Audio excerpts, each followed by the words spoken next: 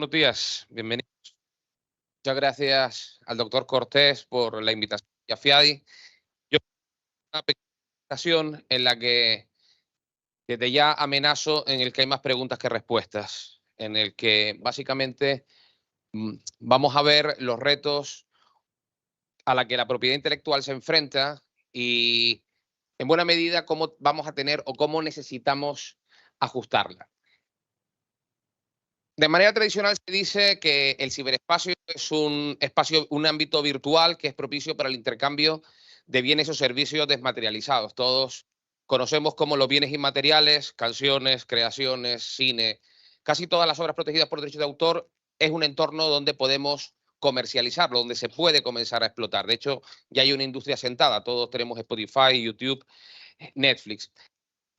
Esto ha generado a que algo que ocurre hace años en el que la explotación cultural era una explotación prácticamente nacional. Es verdad que había algunos canales de distribución, como el cine, que tenían un canal internacional, pero mayoritariamente las creaciones tenían un carácter o nacional o local.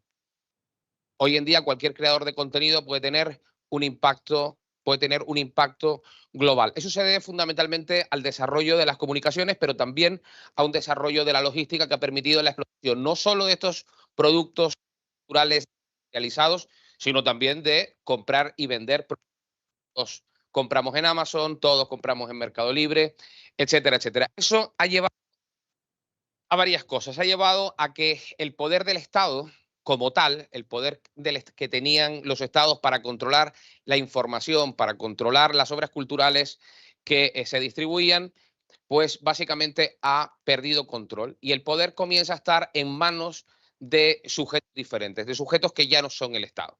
Yo siempre pregunto, cuando hablo de estos temas, plantéense ustedes quién los conoce a ustedes mejor. Si los conoce mejor la DIAN o si los conoce mejor Amazon, ¿no? La DIAN no sabe el reloj que les gusta, no sabe los libros que les gustan, no sabe los que consumen, pero Amazon sí.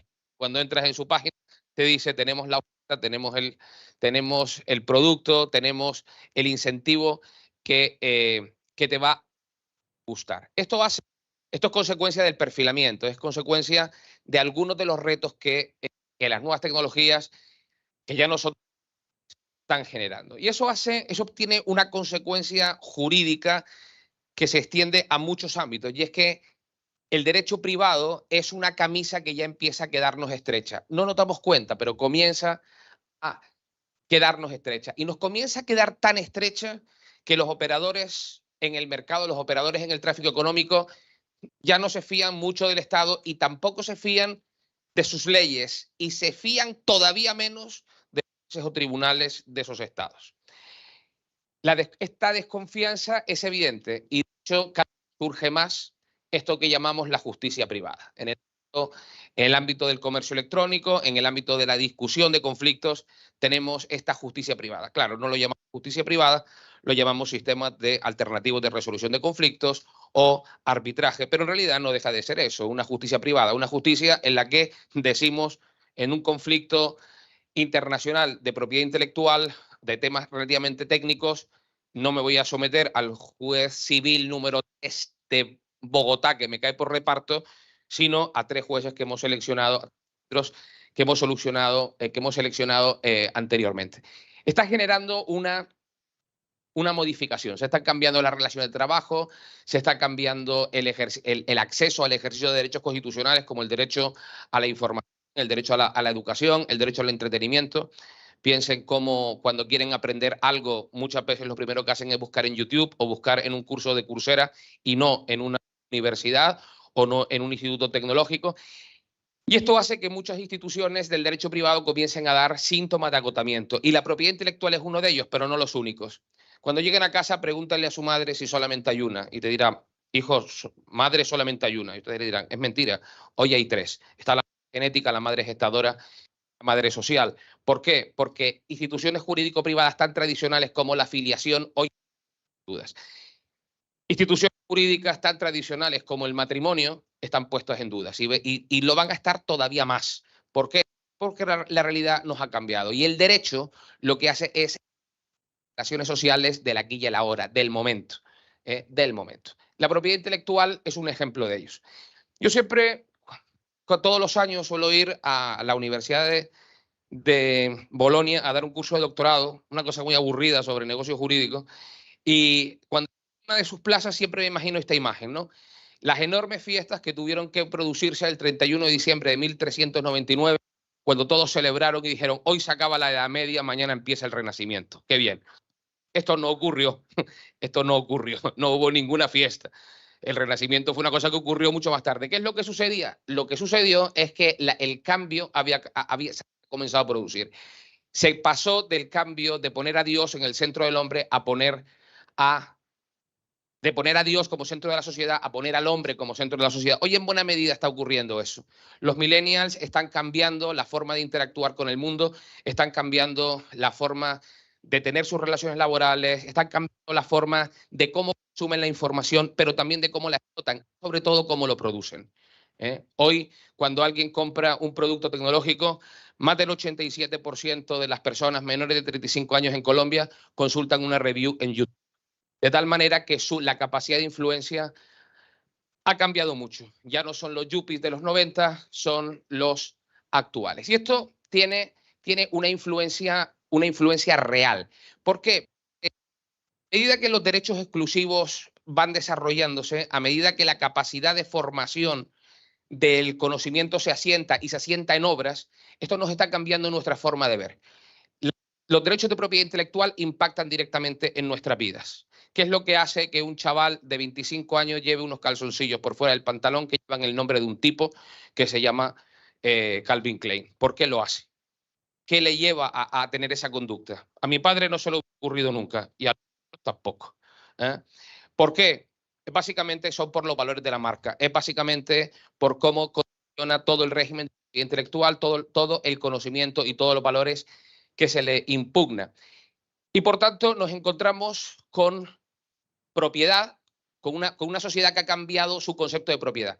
Si hace 70, 80 años el valor de la propiedad, el valor de la riqueza, los hombres más ricos del mundo venían de bienes materiales, mina, oro, carbón, petróleo, hoy en día las personas más ricas de la sociedad vienen de la explotación de derechos de propiedad intelectual, es decir, del propio conocimiento. Creamos una sociedad en continuo movimiento en el que tenemos eso que algunos teóricos llaman la propiedad irreal, como la propiedad intelectual. Y siempre pregunto lo mismo, en una sociedad tan cambiante, cada vez somos menos propietarios y cada vez somos más consumidores. Realmente nosotros queremos tener queremos tener una enciclopedia en casa o queremos tener el password que nos permita acceder a la base que tiene esa enciclopedia. Vivimos en eso que Riff llamaba la era del acceso. Cada vez menos propietarios, más consumidores. ¿Realmente queremos tener un carro nuevo? ¿Realmente queremos ser propietarios de un carro o queremos simplemente disfrutar del servicio del carro? ¿No? Este sentido de la propiedad va cambiando. Esto ha generado, como les decía, que la institución del derecho de la propiedad intelectual comienza a quedarnos estrecha. Y por tanto la propiedad intelectual empieza a expandirse hasta términos que hace 3 años nos parecían absolutamente irreales. Y les voy a poner algunos ejemplos en las que no hay respuestas, pero sí hay preguntas. ¿Por qué? Porque esto es un derecho prácticamente de información, como hemos visto en el panel anterior. El primer ejemplo son los neuroderechos. Esta tarde el profesor Nelson Remolina creo que les va a hablar en detalle sobre esto. La neurociencia. Hoy en día ustedes entran en Amazon y en Amazon los algoritmos detectan y procesan sus datos y pueden más o menos saber lo que ustedes quieran. La neurociencia, el estudio de los procesos cerebrales, va a tender o está tendiendo a básicamente saber modificar y poder planear lo que ustedes piensan, a la vez que poder mejorar sus sentidos, en esto que se conoce como el biohacking.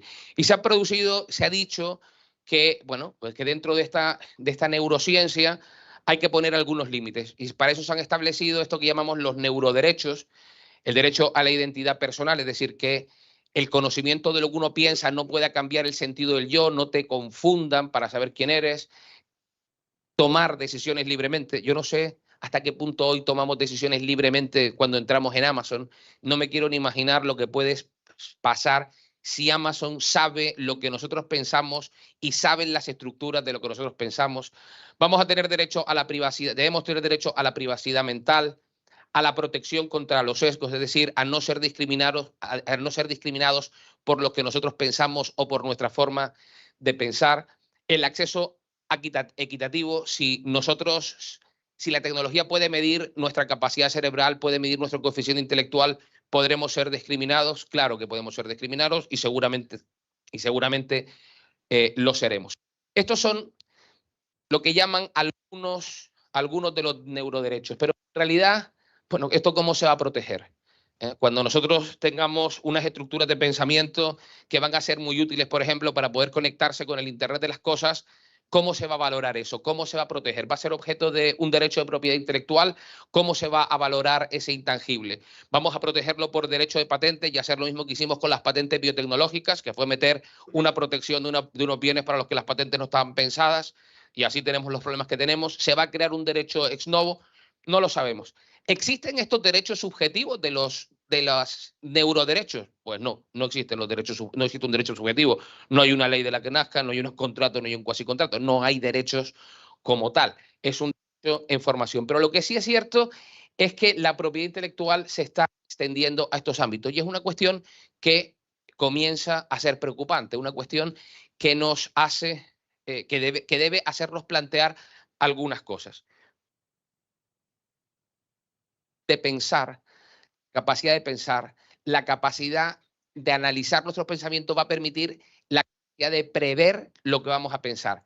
Yo no sé si ustedes, hoy la neurociencia nos enseña cómo funciona gran parte del cerebro. Yo no sé si ustedes han intentado discutir de política con una persona de 80 años, pero jamás en la vida la van a convencer. Jamás. Da igual, de política o de lo que sea, no lo van a convencer. Hay una explicación y es que la conexión neuronal está prácticamente fijada. Han realizado tanto el mismo pensamiento que prácticamente es imposible que ellos dejen de pensar en la situación. Si uno tiene el conocimiento ese, uno va a poder venderle a ese tipo de personas casi cualquier cosa. Va a saber perfectamente qué estarán dispuestos a votar o qué no, qué están dispuestos a comprar o qué no, qué cosas están dispuestas a hacer y qué cosas no están dispuestas a hacer. Es un valor económico absolutamente enorme. Vamos a tener que regularlo y la propiedad intelectual va a tener que entrar ahí, va a tener que ver, en fin, cómo se puede explotar y cómo se va a poder proteger. Es una discusión todavía incipiente, pero que está en ello. El segundo ejemplo es la biología molecular sintética. La biología molecular sintética es algo que es novedoso, pero no tan novedoso en los ámbitos científicos desde el año 2014. Cuando nosotros hablamos de acción de vida, hay una máxima en biología que dice que, que de una célula viva solo nace una célula viva. Nada nace de algo que está muerto. Esto era así hasta el 2014. En el 2014, el acto de creación, que históricamente se le atribuyó a la divinidad, se le atribuyó al universo, a quien sea, hoy en día se puede realizar en laboratorio. Uno puede tomar los life bricks, los 4 componentes que forman la vida, y puede crear vida. En la imagen tienen la primera célula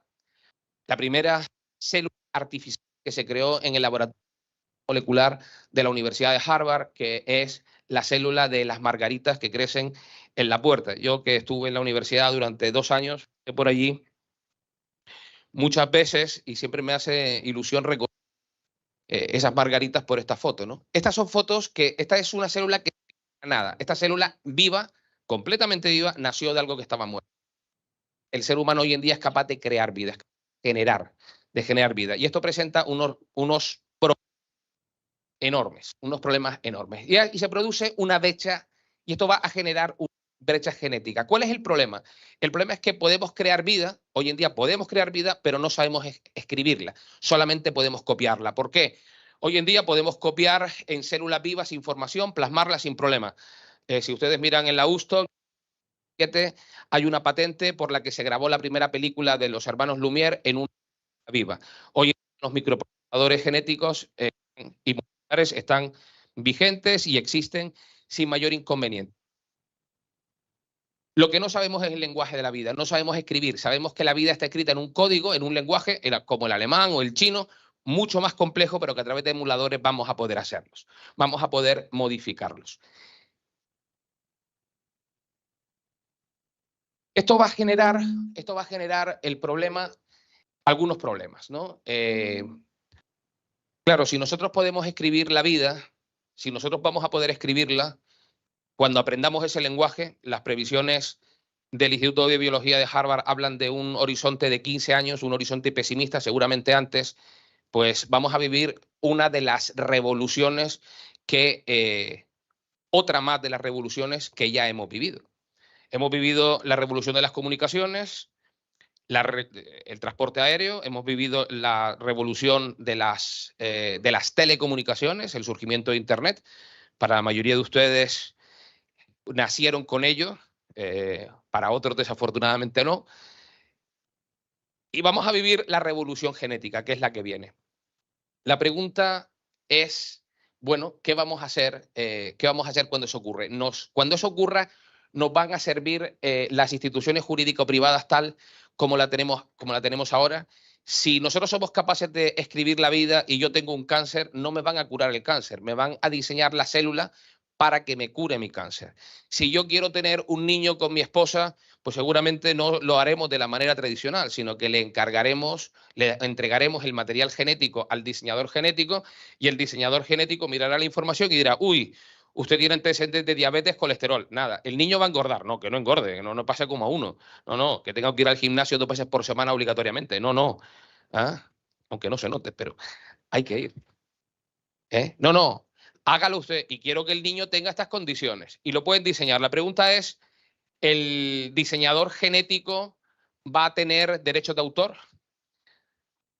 ¿Va a tener derechos de autor? ¿Va a tener algún tipo de derecho ex novo? ¿Habrá una transmisión de derechos automática? ¿Nos sirven las expectativas? ¿Saben? Los cálculos más pesimistas hablan de que si esta solución se produce y podemos entrar a modificar genéticamente gran parte de las condiciones, podemos hacer esto que llaman el biohacking, si la propiedad intelectual lo permite proteger.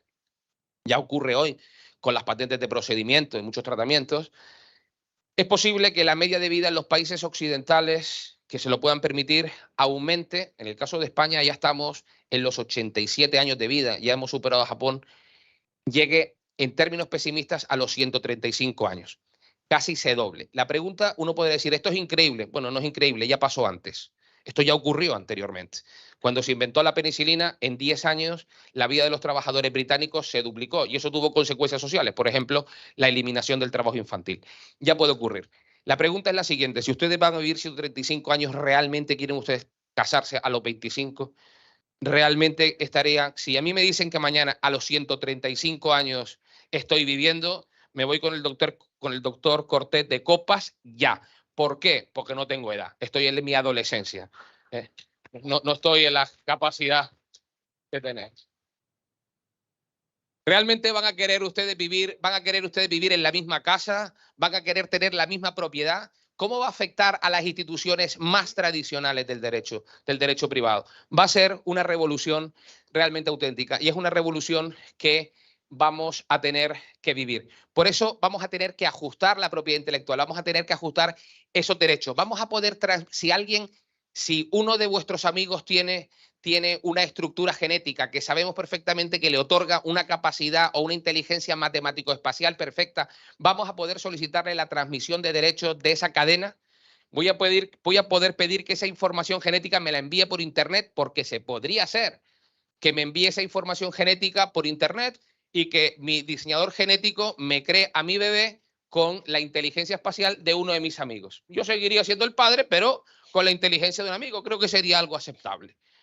Si él es muy bueno en matemáticas y yo no, pues sería muy aceptable, ¿no? ¿Cómo vamos a hacer eso? ¿Cómo se va a explotar? ¿Vulnera los derechos humanos? Es decir, hay una cantidad de problemas que la propiedad intelectual entra en conflicto con otros elementos. Es una cuestión que vamos a tener que enfrentar en eso que algunos llaman el postcapitalismo. Y la última cuestión, de la que aquí se ha hablado anteriormente, es la inteligencia artificial, que en realidad no es una forma de inteligencia humana, ni siquiera una forma de inteligencia artificial, sino una forma del tratamiento de la información. No es algo nuevo. Estos señores desde el año 56 ya estaban tratando estos temas, ya los gestionaban con las aplicaciones que mis colegas anteriores han explicado y que seguramente se insistirá porque es el momento de moda, pero que plantea algunos problemas. En primer lugar, cuando la inteligencia artificial se crea, es decir, ya no es lo que crea la inteligencia artificial, sino la propia inteligencia artificial, la titularidad de la propia inteligencia artificial. ¿Dónde está el tiempo? ¿Cuánto tengo? Ah, vale. La propia es la titularidad de la propia inteligencia artificial.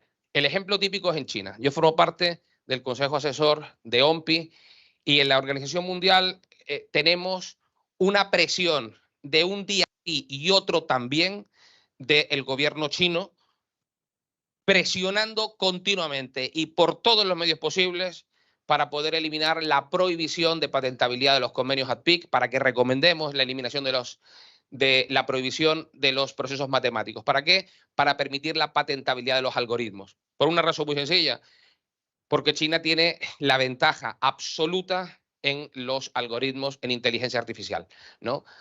Tuvimos la última sesión en Shanghái, y cuando estaba y salí a la calle y estuve dando una vuelta, pues haciendo el tonto por la calle, mirando, ¿no? Y cuando estaba en esto se me paró una patrulla de la policía y me dijo: señor, ¿está usted perdido? Y yo, no, estoy... ¿Qué hace? ¿Quién es usted? Pues, mire, pues le enseñé el documento y me dijo: ah, perfecto. Es que el sistema nos ha dicho que había un transeúnte que no mantenía una ruta habitual. Es decir, las cámaras de inteligencia artificial que hay en la calle, y en las calles en China, en Shanghái, en la calle que menos hay 7 o 10 cámaras, están controlando continuamente a la población, ¿no? Uno en el supermercado no paga con tarjeta, paga por la cara, literalmente, con tu cara pagas, ¿no? Te reconoce y te carga, ¿no? Es decir, esa titularidad de los derechos, ese desarrollo, ese capital económico que tienen en materia de propiedad intelectual, quieren explotarlo a nivel mundial, pero no pueden porque los algoritmos no son patentables y por tanto serían copiables. Bueno, primer gran problema. El segundo gran problema, la titularidad de las creaciones por inteligencia artificial. En realidad, cuando la inteligencia artificial lo que hace es explotar un producto, lo que hace es crear algo nuevo, en realidad lo que hace es transformar obras anteriores o crear obras compuestas. Esto en derecho de autor tiene su problemática. En fin, ¿qué ocurre? Y si fuera nuevo, ¿de quién serían los derechos? Estados Unidos, como decía la colega anteriormente, ha declarado que solamente es objeto de derechos de autor las personas físicas, aunque pueden ser titulares las personas jurídicas, pero la titularidad originaria son personas físicas. Pero ya hay algunas tendencias, como la oficina de Singapur o en Japón, que ya están dando resoluciones matizadas. Es cuestión de tiempo. ¿Cómo probamos la falsa atribución? Cuando se crea algo, en el caso de una inteligencia artificial creara algo ex novo y nosotros no lo atribuimos, decimos, no, en realidad es mío, ¿cómo se prueba que no es del titular, sino que es de una inteligencia artificial? Actualmente no hay mucho problema. ¿Por qué? Porque las obras culturales que se han creado no son económicamente relevantes. Cuando sea un éxito, seguramente empezarán a surgir los conflictos. Y finalmente, el problema de la responsabilidad por actos cometidos por inteligencia artificial. ¿Qué sucede cuando la inteligencia artificial toma decisiones y genera un problema? El caso de las ciudades inteligentes, ¿no? Posiblemente, si tenemos ciudades inteligentes en las que los coches pueden circular solos, seguramente ustedes comprarán un coche que podrá tomar las decisiones más inteligentes.